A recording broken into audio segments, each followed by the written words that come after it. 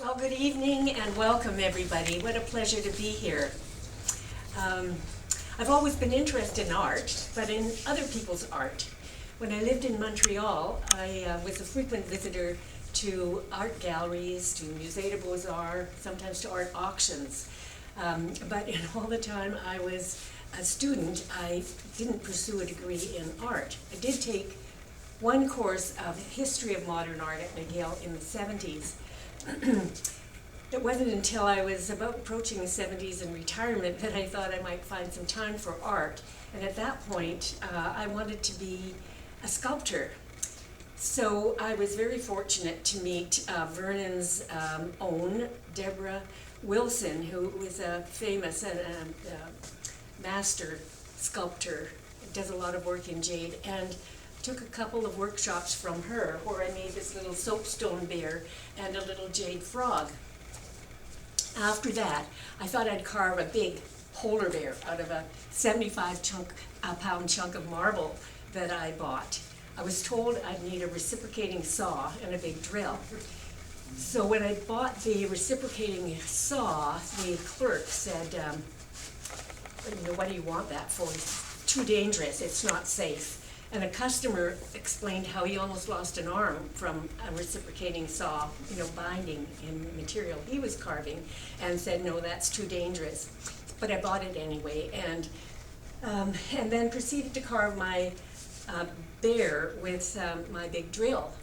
Interestingly, after a while, that drill kept stopping and stalling, and I mentioned it to the fellow who was instructing the workshop. He checked it out, and he says, there's nothing wrong with that drill. Turned out I needed surgery on the trigger finger for the drill to remove a cyst. My son saw the reciprocating saw at my house, asked about it, and said, Mom, it's too dangerous. You can't use it, it's too dangerous.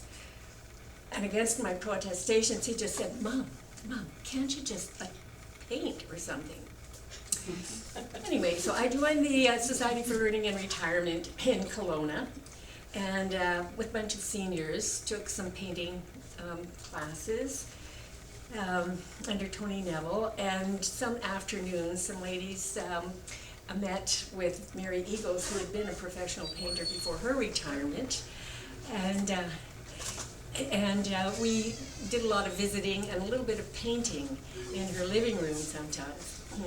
Also joined the Federation of Canadian Artists, where we were encouraged to bring paintings to meetings and join a mentorship group. The mentor then encouraged me to submit 10 paintings, a collection of 10 paintings for jurying to see if I could qualify for active in exhibiting status with the Federation of Canadian Artists. So having made the grade, then I started to exhibit a little bit with the Federation, with local art shows. So what you can see is that I did not set out to train to be an artist. It's in my 70s that I stumbled into painting, sort of. A friend of mine, Judy, says that, so you're what, an accidental artist? So I guess so. So I don't feel I have a lot of, art wisdom and expertise, and certainly not a lot of art education to share. However, I do have a love of nature, which I share. I love to be out in nature, and when I'm out in nature, I like to take pictures, and then I like to paint, and tend to paint from those pictures, and then bring that art inside and have it on my walls. Interestingly, read a public health journal report that talked about the value, the health benefits of going out in nature, but not only being out in nature, just looking, say, through your apartment window at a park, or looking at pictures of nature, or even paintings of nature. It affects your health. It calms, nature's calming, and it lowers your respiration and your pulse rate somewhat, apparently.